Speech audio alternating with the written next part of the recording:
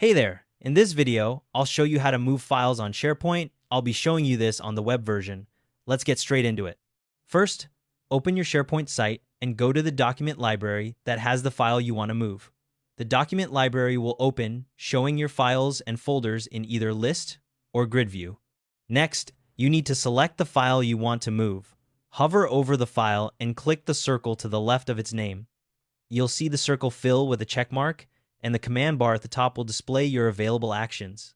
If you want to move multiple files, just click the circle next to each one. You can also hold Shift and click to select Arrange, or hold Control to add or remove individual files. Now, on the command bar at the top of the library, click Move To.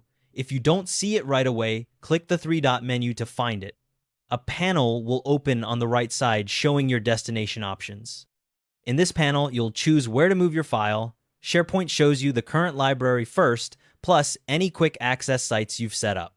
You can move the file to another folder in the current library, to a different library on the same site, or even to a completely different site you have access to. If you're moving to a different site, click More Places at the bottom of the panel. This opens the Shared Libraries view, which lists document libraries across all your SharePoint sites. You'll see recent, quick access, and your team's libraries here. Browse to the folder you want. If you need to create a new folder for your files, click the new folder icon in the top right corner of the panel.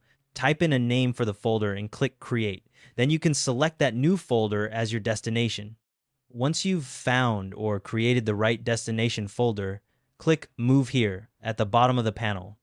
SharePoint will confirm the move with a notification, and the file will disappear from its original location and appear in the new spot. A couple of things worth knowing.